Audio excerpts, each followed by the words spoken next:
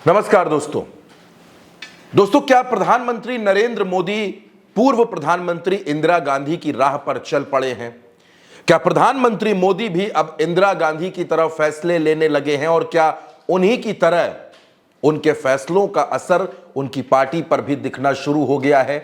और क्या उसी तरह से जिस तरह से इंदिरा गांधी की सत्ता के बाद कांग्रेस को जो नुकसान हुए, अलग अलग राज्यों में कांग्रेस की सरकारें चली गईं और आज तक कुछ राज्य ऐसे हैं जहां कांग्रेस अस्तित्व की लड़ाई लड़ रही है।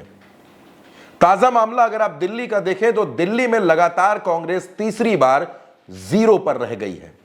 यह सवाल इसलिए है क्योंकि जब आप नरेंद्र मोदी की कार्यशैली को देखते हैं, जब आप नरेंद्र मोदी के फैसलों को देखते हैं तो आपको यह बात समझ में आती है।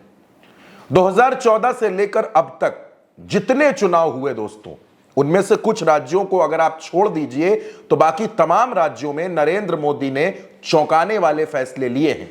पिछले 11 सालों में करीब 13 राज्यों में ऐसा देखने को मिला कि नरेंद्र मोदी ने जमे जमाए नेताओं को हटाकर, जिनकी एक मजबूत लीडरशिप थी, जिनकी मजबूत राजनीतिक विरासत थी, उनको हटाकर नए नवेले चेहरों को मौका दे दिया। आप इसमें जब बात करेंगे तो राजस्थान का जिक्र होगा, मध्य प्रदेश का जिक्र होगा, हरियाणा का जिक्र होगा, दिल्ली का जिक्र होगा, महाराष्ट्र का जिक्र होगा। अगर अपवाद की बात करेंगे तो अपवाद उत्तर प्रदेश होगा। किस तरीके से नरेंद्र मोदी ने यह फैसले लिए हैं मैं आपको वो बताता हूं। सबसे पहले 2014 के बाद से शुरू करते हैं। हरियाणा, तमाम बड़े बड़े नेता थे, कैप्टन अभिमन्यु थे, ओम प्रकाश धनखड़ थे, ऐसे तमाम नेता थे, अनिल विज थे, लेकिन इन सब की बजाय मनोहर लाल खट्टर को मौका दिया गया। यह हमने हरियाणा में देखा। इसके अलावा उसी वक्त महाराष्ट्र में देवेंद्र फडणवीस को मौका दिया गया।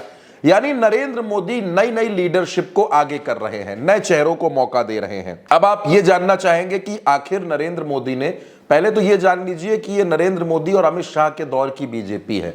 यहां जो कुछ होता है वो चौंकाने वाला होता है। 2017 में उत्तर प्रदेश का चुनाव हुआ। यह माना जा रहा था कि केशव मौर्य मुख्यमंत्री बनेंगे। बीच में मनोज सिन्हा का नाम बहुत ज्यादा आगे आया, उन्होंने तो तैयारी भी शुरू कर दी थी, लेकिन अचानक योगी आदित्यनाथ को मुख्यमंत्री बनाना पड़ गया। उत्तराखंड में हमने देखा पुष्कर सिंह धामी। लेकिन बाकी राज्यों की अगर मैं आपसे बात करूं दोस्तों, राजस्थान की बात करता हूं। राजस्थान में वसुंधरा राजे के बजाय भजन लाल शर्मा जैसे पहली बार के विधायक को मुख्यमंत्री बना दिया गया। मध्य प्रदेश में शिवराज सिंह चौहान, उनकी जगह मोहन यादव।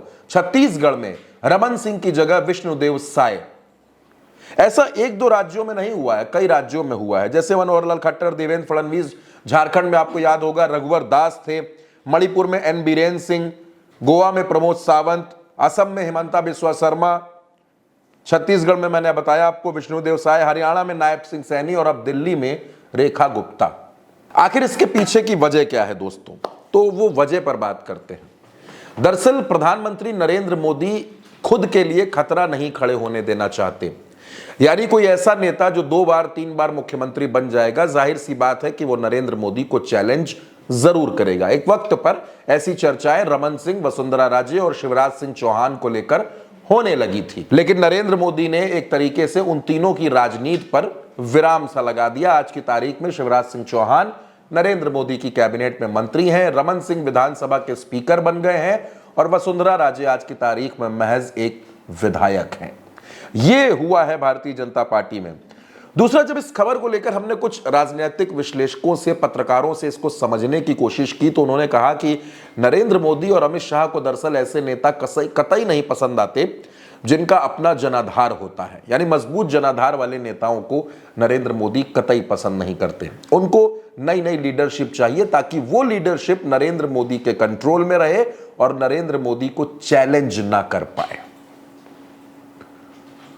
अच्छा, इसके साथ साथ नरेंद्र मोदी ने कुछ चीजें और बदली दोस्तों।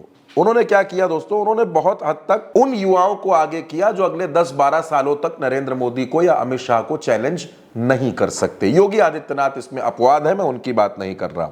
हालांकि इस समीकरण से नरेंद्र मोदी और अमित शाह ने जातीय समीकरणों को भी खूब साधा है। 2009 में बीजेपी का ओबीसी वोट प्रतिशत 18.6% था, जो 2014 में बढ़कर 37%, 2019 में 44% रहा। बीजेपी को 2019 में एससी एसटी के 16% वोट मिले, जो 2024 में 20% हो गए। यानी इसके जरिए बहुत हद तक जातीय समीकरणों को भी साधने की, संतुलित करने की कोशिश की गई। अब आपके जहन में यह सवाल होगा कि क्या पहले भी हिंदुस्तान में ऐसा हुआ है?